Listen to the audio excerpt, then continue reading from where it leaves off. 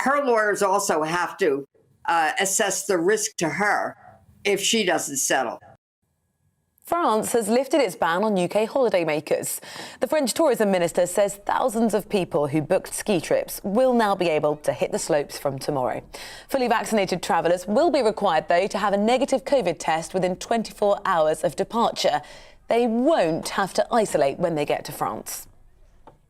Latest figures show a record 6 million people in England were waiting to start routine hospital treatment. NHS England say those figures are for November of last year, and the number of people waiting for treatment is now at its highest since records began in 2007. There's a warning the care system for disabled and older people is under grim and relentless pressure during the pandemic.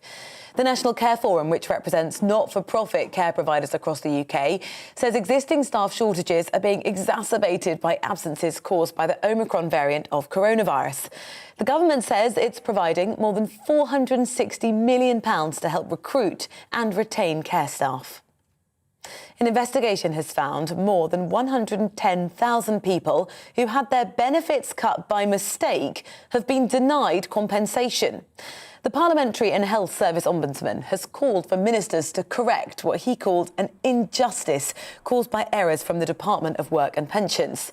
The government says it has since corrected the mistake and paid arrears totalling £630 million to those affected. They didn't address the issue of compensation. Post-Brexit talks resume today, with the Foreign Secretary, Liz Truss, holding her first face-to-face meetings for the first time as the UK's lead negotiator. She's invited her EU counterpart, Maros Sefcovic, to her official country house to discuss problems with the Northern Ireland Protocol. The Foreign Secretary says Europe has a clear responsibility to help protect the Good Friday Agreement.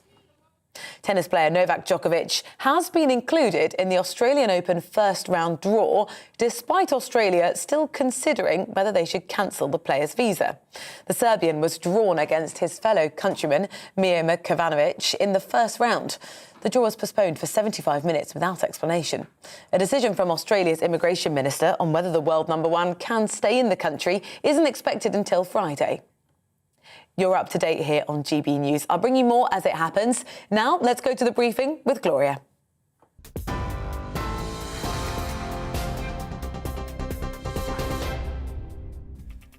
Coming up this hour on The Briefing, Boris Johnson has admitted to being at that lockdown party and apologised. Is it enough? I'll have the latest from our political editor and a Conservative MP on the mood in the Conservative Party. Now, when Parliament sits on Fridays, backbench MPs can pursue their own law changes. We'll be speaking to a Conservative MP hoping to do that tomorrow. Mark Jenkinson wants more and better careers advice in schools.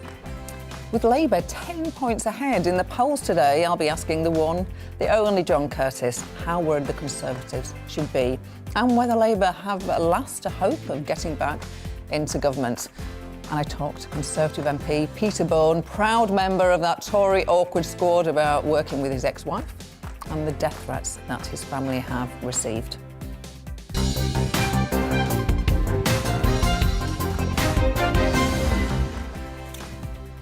Mark Jenkinson, MP for Workington, thank you very much indeed for coming to the studio with us today. Thank you for having me. We're going to talk to you about your careers advice proposals tomorrow. But I just want to start by asking you about the story of the day. Now, you're the MP for Workington. At the last election, it was the first time at a general election that Workington had ever elected a Conservative MP. That was you. Do you trust him to keep that seat for you at the next election? I do. You do. He is that the optimism that he displays and the promises that he makes on levelling up places like Workington are exactly what my voters want to see. Of course, that means between now and the next election, we have to deliver on those promises. Some of that is starting to filter through in Workington with spades in the ground this year, but we've got a lot of work to do over the next couple of years to enable us to keep those promises that I made and he made to my electorate. Do you think Boris Johnson sticking to the line that he thought it was a work event, largely? Do you think that was ill-advised or the right thing to do?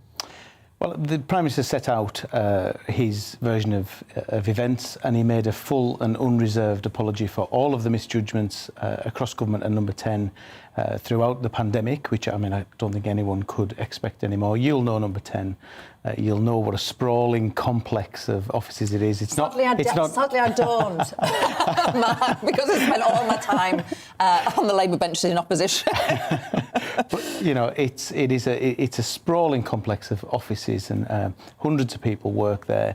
You know, people try and talk about this being his home. Well, of course, there's a flat in number 11, a flat in number 10, 4 floors above, tiny part of the complex. So I think that's a mischaracterisation, but, you know, he set out his version of events. He's apologised unreservedly for all misjudgments, and I don't think we could expect any more. And we need to wait for that inquiry from Sue Gray to deal with, to set out all of the facts around any of these gatherings as they are. How has your email inbox, the most valuable tool that I recall from how angry voters are about issues like this?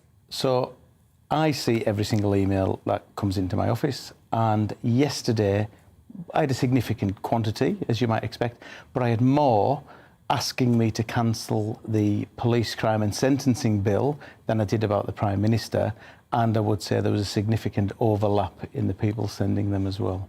And what's the mood like in the Conservative Party? It's difficult when there are a minority of colleagues who are going, oh, saved. We are going to Sajid Javid for his statement on COVID. Jonathan Van Tam, who, after 4 years as Deputy Chief Medical Officer, will be returning to his role at the University of Nottingham at the end of March. Now, there aren't many clinical advisors who can be recognised solely by 3 letters, but JVT's unique and straightforward approach to communication has seen him rapidly become a national hero. To use words that I think he might particularly like, we're grateful that we've had him on loan for so many years. He's been a top signing, and he's blown the whistle on time. So I'm sure the whole House would want to join me in wishing Jonathan Van Tam, Professor Sir Jonathan Van Tam, all the very best. Yeah. Now, Mr. Deputy Speaker, with permission, I'd like to make a statement on the COVID-19 pandemic. We started this year as the freest country in Europe, thanks to the decisions that we made to open up in the summer and the defences that we've built.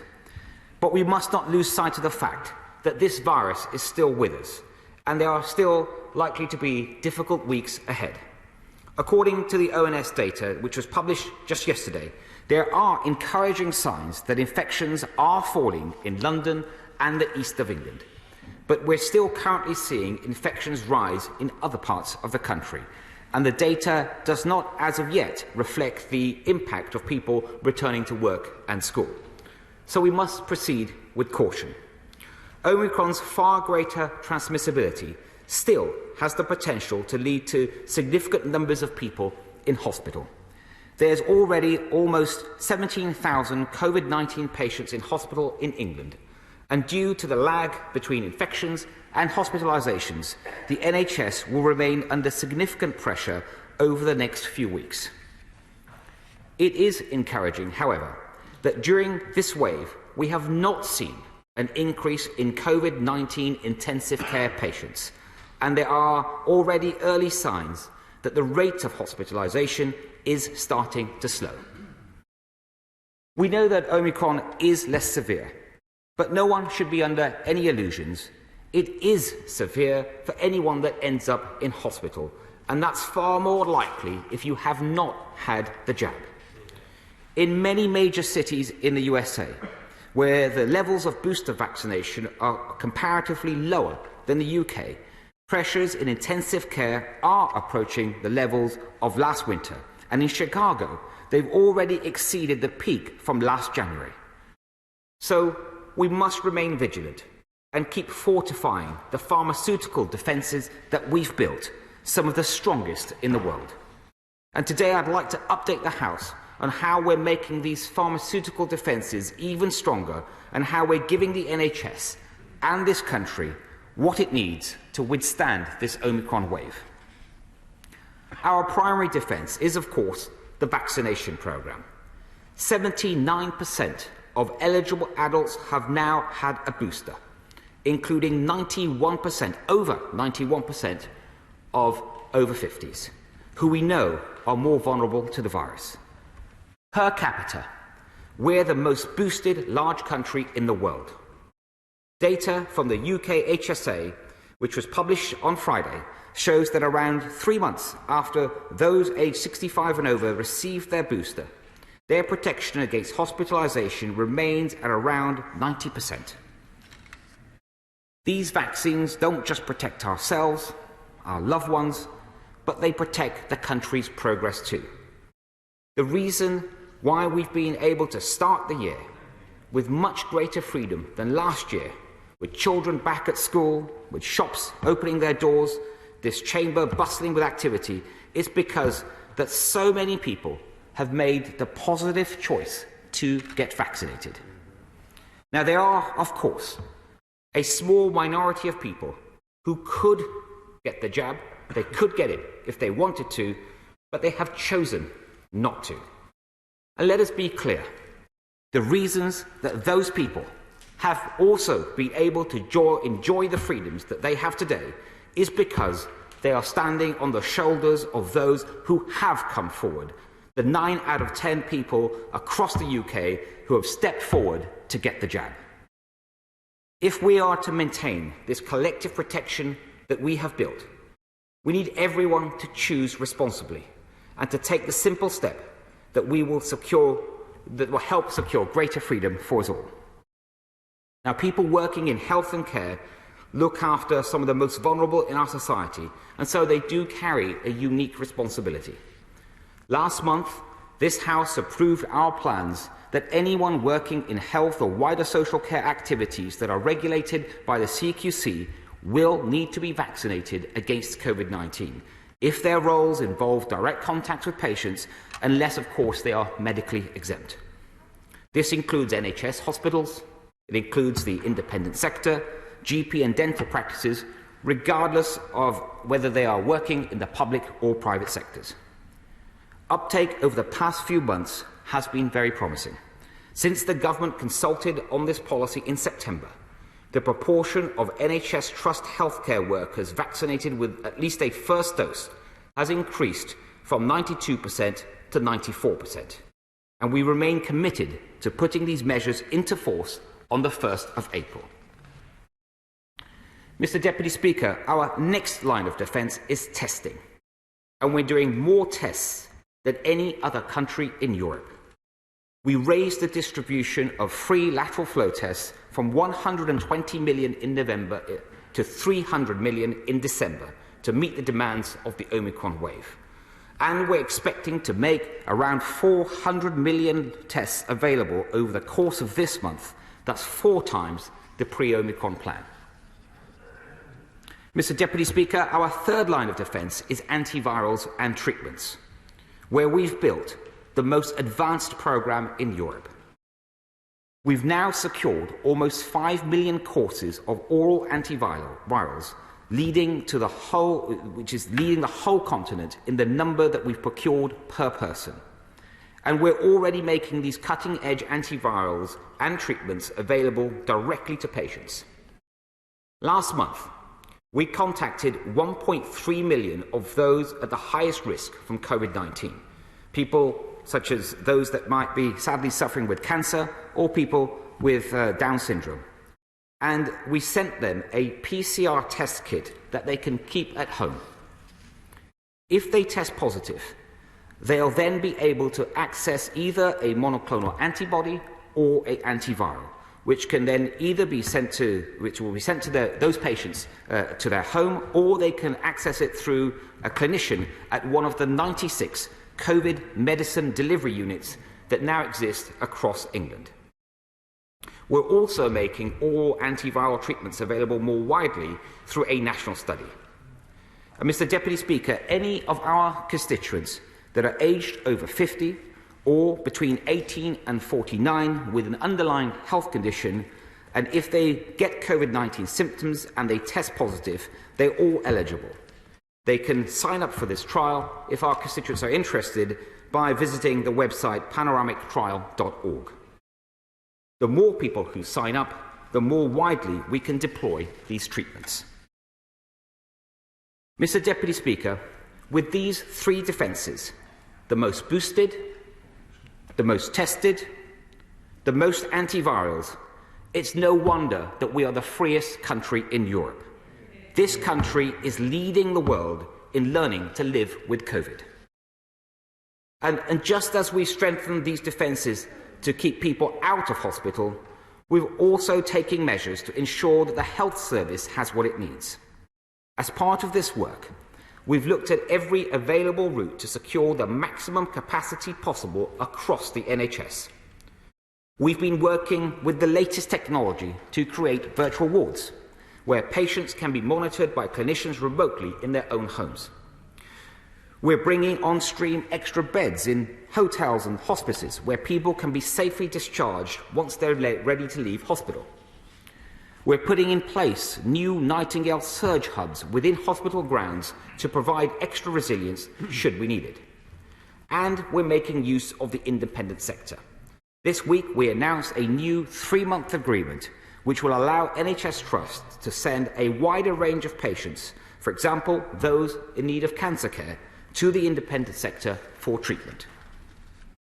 These measures, taken together, these are our insurance policy, helping us to plan for the worst while we hope for the best. Like any insurance policy, we hope that we don't need to use it. But it's the role of any responsible government to prepare for all reasonable outcomes so that we can keep this country safe and protect the progress that we have made.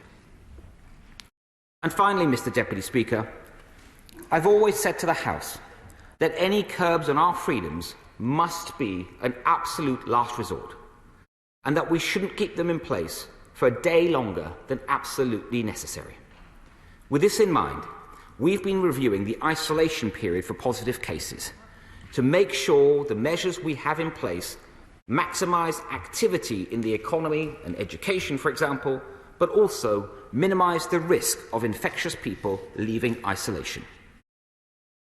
UK HSA data shows that around 2/3 of positive cases are no longer infectious by the end of day 5. And we want to use the testing capacity that we've built up to help these people leave isolation safely. After reviewing all of the evidence, we've made the decision to reduce the minimum self-isolation period to 5 full days in England. From Monday, people can test twice before they go, leaving isolation at the start of day 6. These 2 tests are critical to these balanced and proportionate plans, and I'd urge everyone to take advantage of the capacity we have built up in tests so that we can restore the freedoms to this country while we are keeping everyone safe. Mr. Deputy Speaker, we've now entered the 3rd year of this country's fight against COVID-19. And thanks to an incredible national endeavour, we're now better protected than ever before. But this virus is not going away. There will be more variants, and no one can be sure what threat they might pose. But we can be sure that our pharmaceutical defences, vaccines, testing and antivirals are the best way to protect our health and our freedoms as we learn to live with COVID. I commend this statement to the House. West Reading. Thank you, Mr. Deputy Speaker. I thank the Secretary of State for advance sight of his statement, and I also pay tribute to Professor Sir Jonathan Van Tam, who has provided outstanding public service throughout the pandemic. It wasn't the government resignation we were looking for, but the timing brought to mind the now infamous and deleted tweet from the UK Civil Service. Can you imagine having to work with these truth twisters? JVT already has a knighthood, but working with the Prime Minister, he must have the patience of a saint. And so on behalf of the whole Labour Party, we thank him for his service and we wish him well for the future. He is truly, Mr. Deputy Speaker, a national treasure. We welcome the announcement the Secretary of State has made on the reduction of the COVID isolation period to 5 days, on condition that 2 negative tests are produced. So let's hope the Secretary of State sorts out testing. Before Christmas, he told us there were no issues with supply, but over Christmas, NHS staff and other key workers were unable to access tests because the government hadn't noticed that the deliverers had shut up shop for Christmas. Workforce shortages are one of the biggest challenges facing the NHS and the wider economy during the current wave of the Omicron variant. This measure will help people get back to work faster and safely. Great news for the Prime Minister, Mr Deputy Speaker, who through a terribly unfortunate coincidence of timing is isolating today, unable to face the cameras or the public. How good of the Secretary of State to help the Prime Minister back to work in time to face the music again at Prime Minister's Questions next week. The Leader of the Opposition... That was the Shadow Health Secretary, Wes Streeting, welcoming the news from the Health Secretary, Sajid Javid, the announcement that the isolation period will be reduced to 5 days from Monday. That's the latest political news, but of course the big political news at the moment is the Prime Minister under pressure. And we're going to cross live to Darren McCaffrey, our political editor, for the latest. Darren. Yeah, interesting, isn't it, Gloria, listening to Wes Streeting there, the Shadow Health Secretary, noting that the Prime Minister is not available today, that a member of his family has tested positive, so he is not necessarily isolating himself, but limiting his contacts under government advice.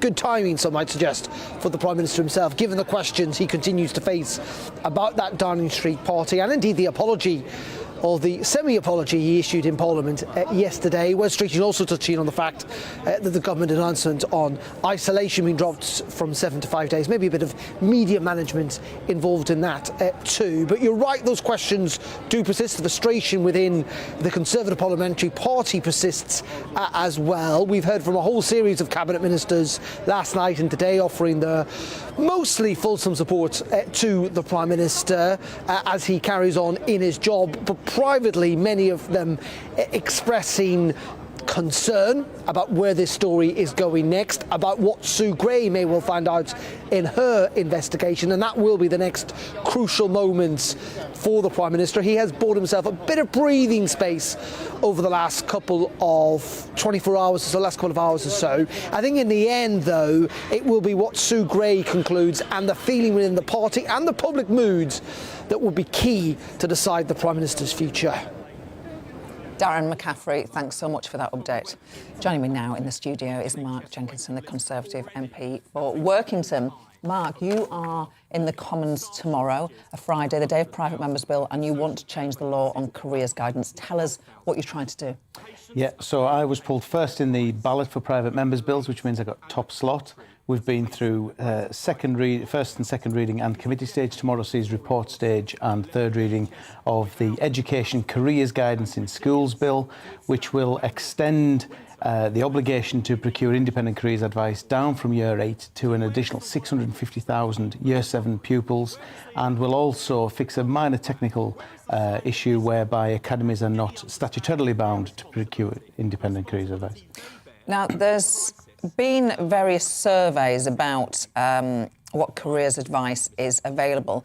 One by Careers England and the National Association of Head Teachers and the Head Teachers Campaign. They said that in a survey of 191 school leaders and careers professionals, only 10% of schools have adequate funding for careers advice. You need cash to make this work, don't you? Yeah, and so currently there are bursaries available for 1,900, I think, fully trained careers school leaders and 2,700 other courses for careers school leaders. So that is starting to come through, but certainly it's something that I've been pushing the Minister on, that we do need to fund this. That's what I hear from my heads. But Cumbria's got a really good story to tell, and I want the rest of the country to benefit as Cumbria have. Now, I was looking you up, as it were, before we spoke today. You're from an ordinary background. And I was interested, because it's not just about whether careers advice is available, it's the quality of careers advice. Were you told that you could be a Member of Parliament and achieve the great things you have achieved in life? No, although one of my teachers did have me pegged as a future agricultural minister back in about year 8, I think it was. I remember some very minor careers advice around the time we were taking our options at school, but that is the limitation of careers advice that I can remember.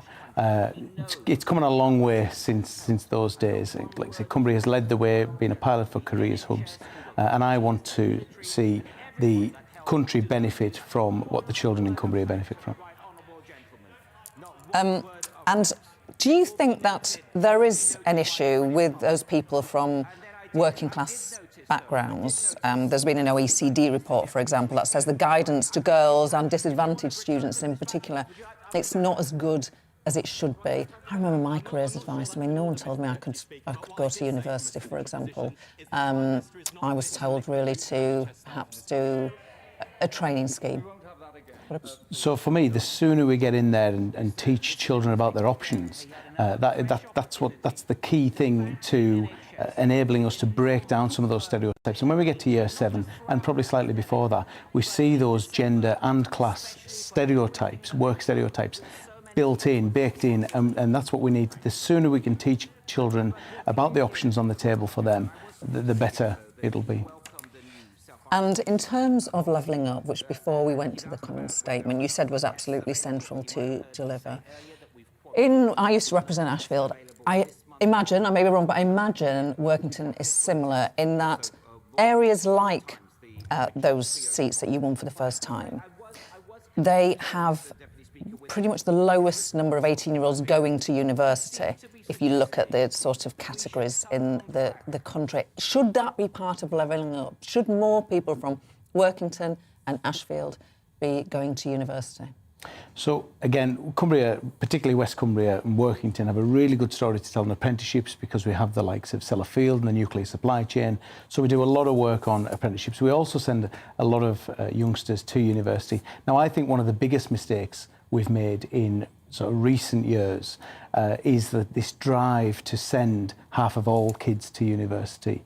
There are many, many more options, and those are problems I think that this government is working on fixing, opening up those opportunities for children outside of either university or an apprenticeship, or ending up, following what your mum and dad did.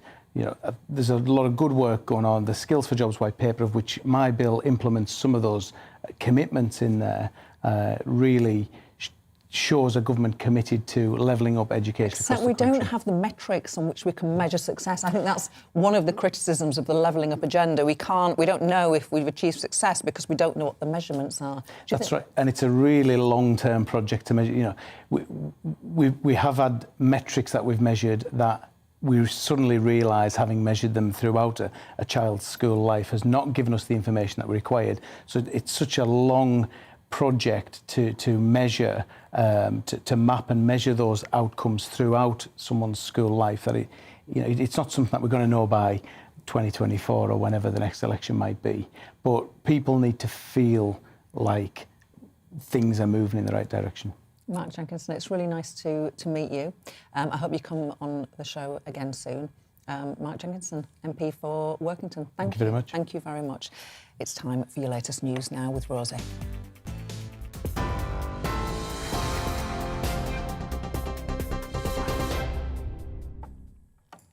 It is at 12:31. I'm Rosie Wright. Let's get you up to date here on the GB News newsroom. The Health Secretary says the isolation period for people who test positive for COVID-19 in England will be reduced from 7 days to a minimum of 5 full days. The changes come into force on Monday and apply to those who are double jabbed. The government had been under pressure to bring the situation in England into line with the United States, where the isolation period there is already at 5 days. Boris Johnson has cancelled a visit today to a vaccination clinic. Downing Street say it's because a family member of his has tested positive for coronavirus. It's as the Prime Minister is facing growing calls to quit from some senior Conservative MPs, including the Scottish Conservative leader Douglas Ross. Boris Johnson apologised yesterday for attending a Bring Your Own Booze party in the Downing Street garden in May 2020 when the country was in lockdown. England's Deputy Chief Medical Officer, Jonathan Van Tam, is leaving his role at the end of March. He's been one of the key scientific figures during the coronavirus pandemic and was recently knighted in the New Year Honours List. The Prime Minister has thanked him for his invaluable advice. Prince Andrew faces the prospect of giving evidence in court later this year in New York. It's after a US judge threw out a motion to dismiss a civil sex abuse case against the royal. The judge ruled a 2009 agreement between his accuser, Virginia Giuffre, and the convicted sex offender Jeffrey Epstein didn't extend to the prince. Ms. Giuffre is suing Prince Andrew over claims he sexually assaulted her when she was 17. The prince denies all allegations. A new report has found that England's rivers are filled with what's been described as a chemical cocktail of sewage, agricultural waste and plastic. It's the findings from a group of cross-party MPs who said the waterways were a risk to public health and nature. Parliament's Environmental Audit Committee blamed England's dirty water on chronic underinvestment and multiple failures in governance. You're up to date here on GB News. We're on your TV, online and on DAB Plus radio. Now it's back to the briefing.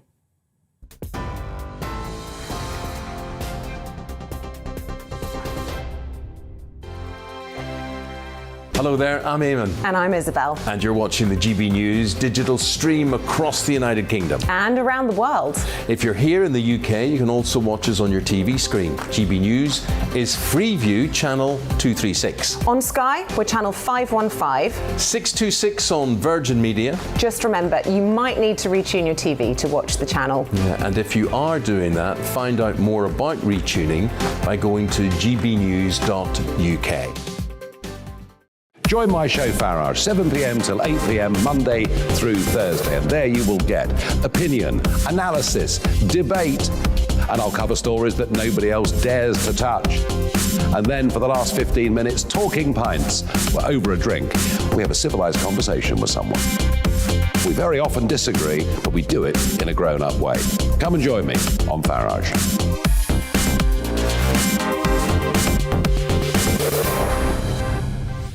I'm Dan Wootton. Join me Monday to Thursday from 9 to 11 for the feistiest and most fun news debate on TV, where free speech reigns. I'll bring you a sharp take on the day's biggest stories, bombshell newsmaker interviews, and A-list guests. And I guarantee you, no spin, no bias, no censorship, and no reason to go to bed. That's Dan Wootton tonight, Monday to Thursdays from 9 on GB News. Hello there, I'm Eamon Holmes. And I'm Isabel Webster. And we hope you can join us for Breakfast with Eamon. And Isabel. You make me laugh out loud, belly laugh. Is that important first thing in the morning? Yeah, absolutely. And there's me trying to be deadly serious. News is a serious business. Yeah, I have to rein you in sometimes. Well, it doesn't stop us laughing at it. It doesn't stop us having an opinion on what's going on. Yeah. And it certainly will not stop us reflecting what you think. Weekdays from 6 to 9:30 on GB News.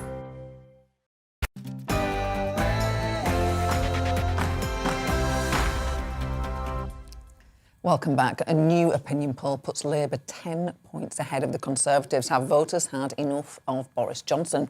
Well, to discuss that, I'm delighted to be joined by the one, the only, Sir John Curtis, polling guru and politics professor at the University of Strathclyde. John, as ever, it is a pleasure to see you. Today's YouGov poll, 10 points behind Labour, the Conservatives are. That last happened in December 2013, when, as we all know, the Tories went on to win a majority. So should we all calm down? Well, first of all, to say that the real story of that poll is not some dramatic rise in Labour support. It's up by 1 point, which statistically means 0. What the poll is showing is a 5-point drop in Conservative support as compared with a week ago, though that probably only represents a couple of points drop on the position just before Christmas. So this poll at least is of a piece with what we learned from what we might now call Partygate 1.0. That is the whole furore instigated by the now infamous video featuring Allegra Stratton, the Prime Minister's former press secretary, which started this whole thing going. That whole episode cost the Tories 5 or 6 points. It had looked as though before that email arose earlier this week suggesting that there was a party in May 2020. The poll suggested that the Tories were recovering and got at least 2 or 3 points of that back. Well, YouGov are basically suggesting that the Tories are now in even deeper trouble. Now, it has to be said, there is now a second poll out from Focal Data, which has been done, unlike the YouGov poll, wholly since yesterday, that actually only shows a 1-point drop in Conservative support, though even in this poll, because it puts Labour higher, the Tories are still 9 points behind. So I think we still have to be careful about saying that the latest 48 hours or so have put the Conservatives in even deeper water than they were before Christmas, but certainly probably any hopes that there were that the quietude of the festive season meant that the Tories were recovering, probably that at least is, for the time being, at least not the case. Other things that, again, come out now from all the polling we have seen, which again really has to worry the Conservatives. We've now got a couple of polls, including the Focal Data poll, that suggests that Conservative voters, those who voted for Boris Johnson in 2019, are now evenly divided as to whether or not he should resign. So we're not just talking about opposition voters saying he should go.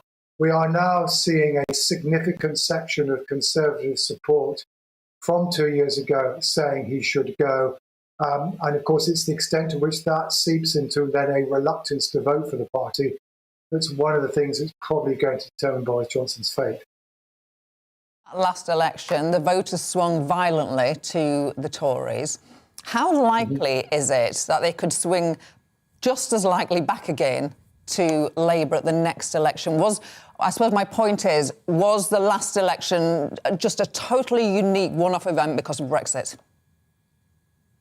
Well, if we start from the premise that the reason why the Conservatives won in 2019 because of the Prime Minister's popularity amongst Leave voters, because that's the people who voted for him, and his ability to strike a revised deal with the European Union that enabled him to argue that Brexit was ready to be done. It was oven ready. Now we can argue about whether that was true or not, but that's what he was able to do. So in other words, Boris Johnson's personal popularity and his ability to sell himself to the electorate was central to the Conservative success. The problem that the Prime Minister has at the moment is, to put not too fine a point on it, is that very few people believe him. Again, the YouGov poll this morning suggests that about 2/3 of Conservative voters don't think he's telling the truth. We had a lot of that from the earlier polls in December, with a half of Conservative voters saying that. And amongst voters in general, again, Focal Data, they showed the PMQs to people, they showed the apology. Only 24% think it's sincere. So the question that's perhaps really crucial is whether or not the damage done to people's views about the Prime Minister's honesty, his credibility and his probity, done not just by Partygate, but also the Owen Paterson affair, because that's where this started, is whether or not the damage that's been done is, in a sense, irrecoverable. And if the damage to Boris Johnson's personal standing is irrecoverable, then he's not necessarily going to be in a very good position to turn his party's fortunes around. So that, I think, certainly is the challenge facing the Prime Minister. It is worth remembering that it is relatively rare for a politician, once they become deeply unpopular, even if they once were popular, to recover. Tony Blair never recovered from Iraq. And in a sense, the question is now, Boris Johnson, can he recover from Partygate? And is there anybody waiting in the wings who could recover the fortunes of the Tory parties? Briefly, if you will. Well, certainly the one member of Cabinet who's got a reasonably high degree of public visibility and who seems to be relatively popular amongst the public in general is the Chancellor, Rishi Sunak. And I think many people would argue that he certainly is an extremely articulate public performer. Of course, it's often thought that if there were to be a contest, it would be a contest between him and Liz Truss, the Foreign Secretary. Now, Liz Truss is frankly, A, not so well known amongst the general public, and B, is not as popular as the Chancellor amongst the general public. But of course, it's not the general public who will be the selectorate. If there were to be another contest, it would ultimately be Conservative members. And amongst Conservative members at the moment, Liz Truss is rather more popular than Rishi Sunak, though both are pretty high in the surveys that are run by the Conservative Home website. So interesting. As ever, Professor John Curtis, we're so grateful for your time, your expertise and your insights and wisdom. Thank you. You're welcome. Now it is time for the latest in my series of interviews with MPs, where we go behind the politics and get to know the real person. I talked to Peter Bone, Conservative MP for Wellingborough.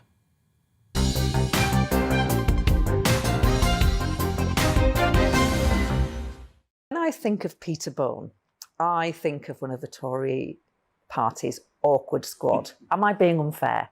I think that's I like that description. I've always been the rebel, from school days when there was this big debate of, well, we should have a school council, and I was the only one out of 400 people who thought we should have it, but I still stood up and said we should have it. So yeah, I think I just like to stick up for what I think's right. Is it just your personality? So you've always been like that, you say? Yeah, I think so. I think all the way back, it's sort of the cause. If it doesn't matter what other people are saying, don't go with the crowd, do what you think is right, and that's what I've tended to try and do. You're a whip's nightmare, aren't you?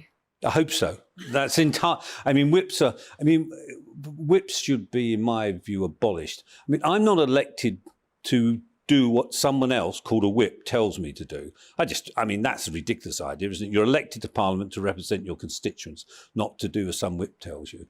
So I've never, 99% of the time, I guess, my view, my constituents' view and the party view are aligned. But if they're not, I'm going to put my constituents above my party. Do the whips even bother talking to you ahead of a difficult vote anymore? Yes. Sometimes I'm actually useful for them when they want me to force a division on the other side, so which we did recently. So, yeah, no, I have no problem with the whips. I just think the idea that you get elected to Parliament, all that hard work to get there, for someone else to tell you which way to vote, it's a bit of a nonsense. Let's talk about your childhood. Was it a happy childhood? It was a happy childhood. I grew up council house, and my father was a council officer, and eventually we finished up in Harlow, and that was Labour controlled, strong Labour area, always going to be Labour in those days. And so it wasn't really too useful for him to have a 14-year-old who had just written a school project saying how wonderful the Conservatives are. There was 2 local papers, and they, Peter has his eye on number 10. And then we left. We moved to Southend-on-Sea when I was about 15. And that's really my home in many regards. And where Southend West, actually, the great David Ames. In fact, David Ames, who was terribly murdered just a little while ago, I was in the selection with David for that Southend West seat. And David went in before me. And you must know what it's like with a selection. You hardly get any reaction. David had them laughing, and they gave him a standing ovation. And then I had to go in afterwards. That's awful. But it's no. So Southend West was where I sort of flourished as politically. I was the youngest councillor in the country on Southend-on-Sea County Borough. Became, in fact, Deputy Chairman of the Southend West Conservatives. So that's where I sort of moved forward.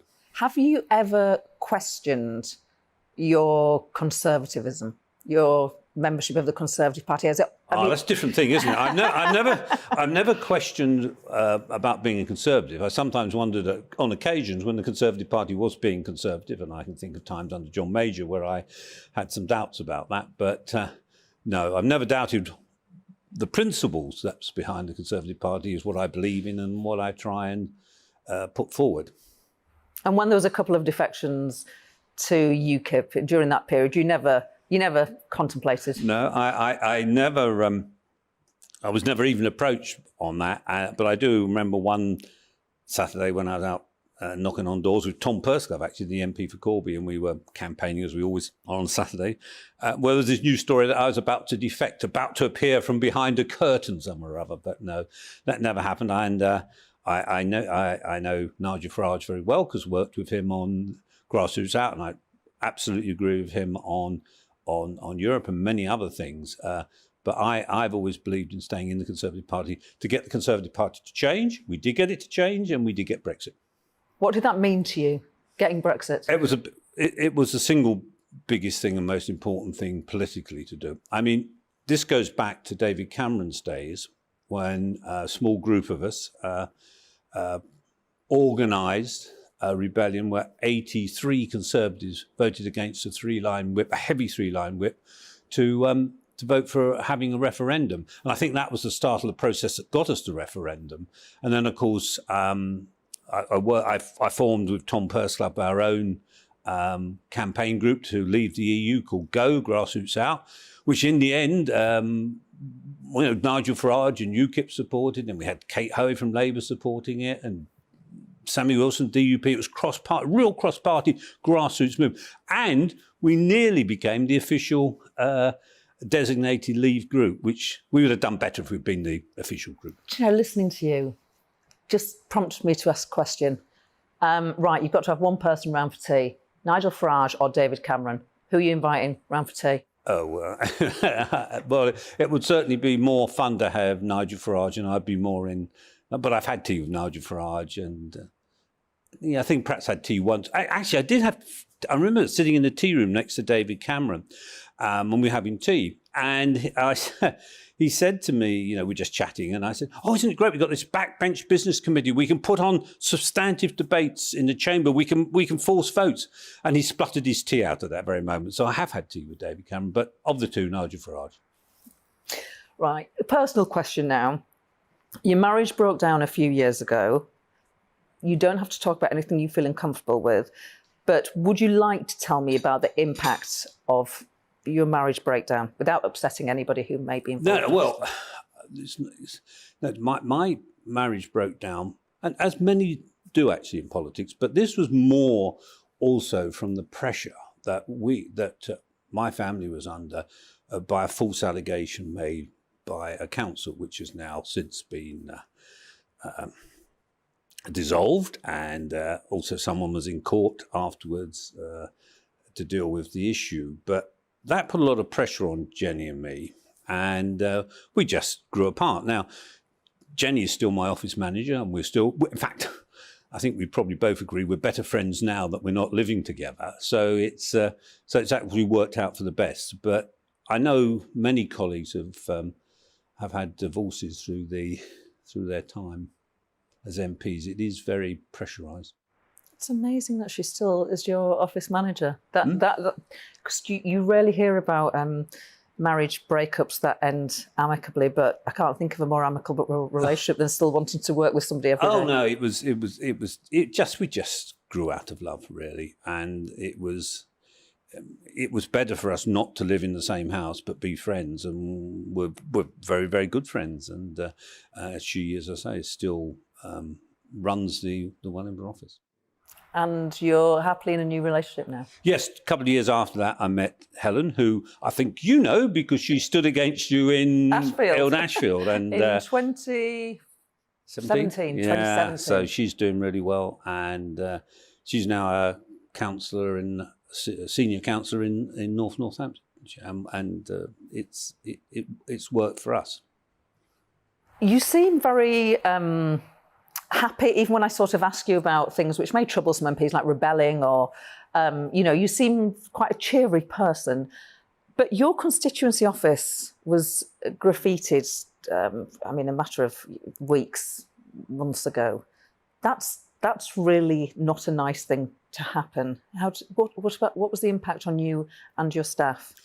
Well, the problem is the staff, and it's mainly Jenny, because she's the person in that office Monday to Friday. But it wasn't just that. I mean, we've had death threats. We've had a picture of my eldest son being executed on social media. We've had someone convicted for harassment. We've had our house attacked. These are the sort of things that isn't limited to me. Of course, many MPs go through this, but it's not fair. Not fair. It shouldn't happen anyway, but it shouldn't happen to your family, because my family's got nothing to do with the way I vote, and it's outrageous and obscene. And social media has got a lot to do with it. I mean, by the time this is broadcast, I look on my social media and there'll be people saying all sorts of rude and nasty things. Peter Burns, so you got elected in 2005. Track for me in that, 17 years? Yeah. the levels of abuse as since you came into Parliament and what you put that down to? Going back then, it was really, really mild. I mean, you wouldn't get the stuff. But as social media developed, the idea that people can, call you a racist or want to kill your children or shout at you in the street, all those things now happen. And it's definite. I mean, one of the things I would do is remove the fact that you can't tell who's someone who's tweeting something.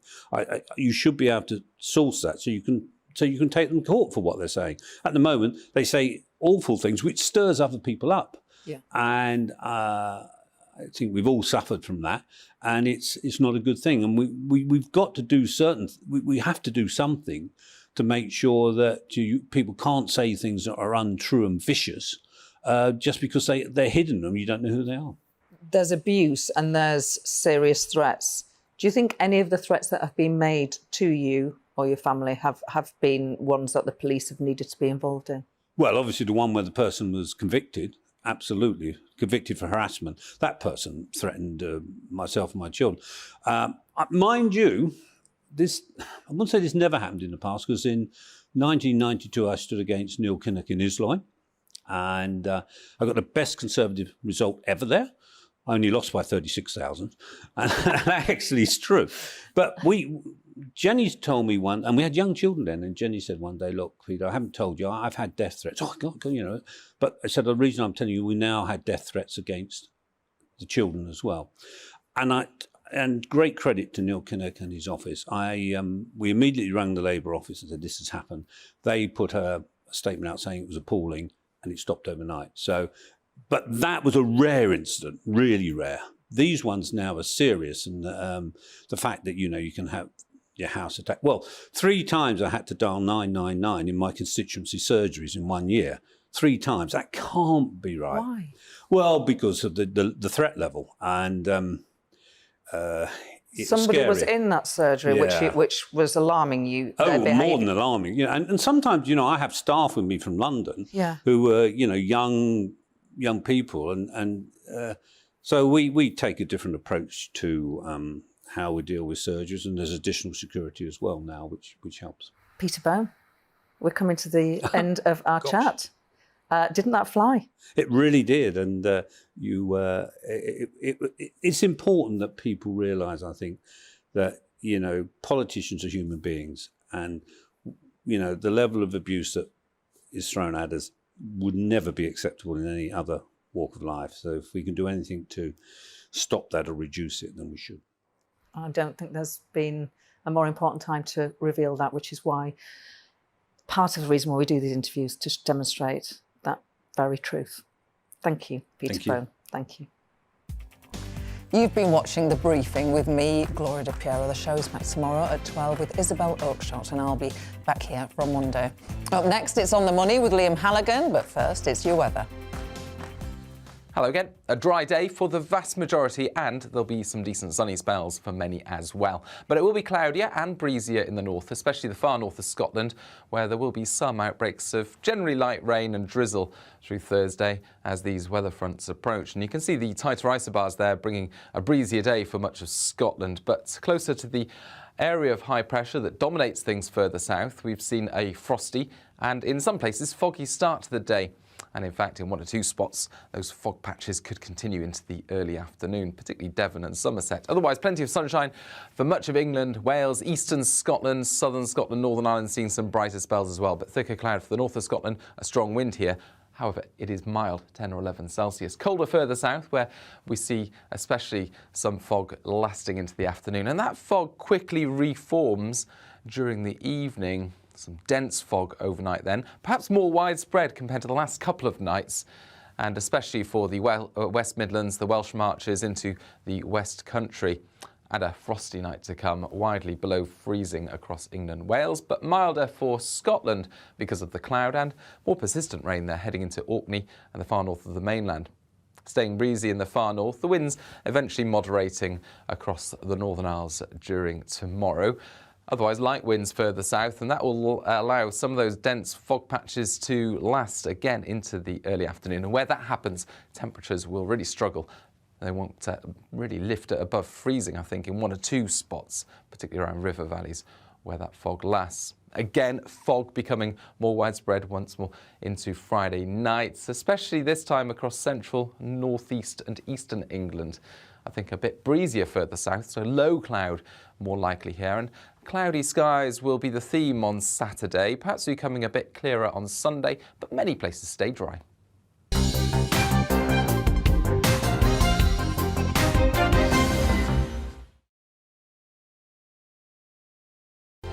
Hello there, I'm Eamon. And I'm Isabel. And you're watching the GB News digital stream across the United Kingdom. And around the world.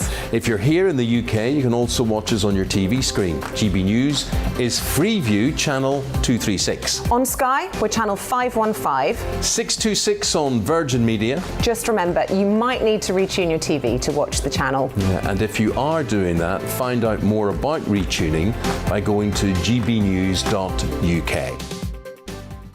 Join my show Farage, 7 p.m. till 8 p.m. Monday through Thursday, and there you will get opinion, analysis, debate, and I'll cover stories that nobody else dares to touch.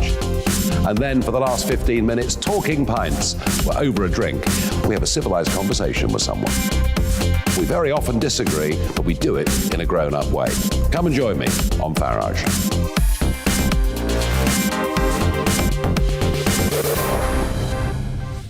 I'm Dan Wootton. Join me Monday to Thursday from 9 to 11 for the feistiest and most fun news debate on TV, where free speech reigns. I'll bring you a sharp take on the day's biggest stories, bombshell newsmaker interviews, and A-list guests. And I guarantee you, no spin, no bias, no censorship, and no reason to go to bed. That's Dan Wootton Tonight, Monday to Thursdays from 9 on GB News. Hello there, I'm Eamon Holmes. And I'm Isabel Webster. And we hope you can join us for Breakfast with Eamon. And Isabel. You make me laugh out loud, belly laugh. Is that important first thing in the morning? Yeah, absolutely. And there's me trying to be deadly serious.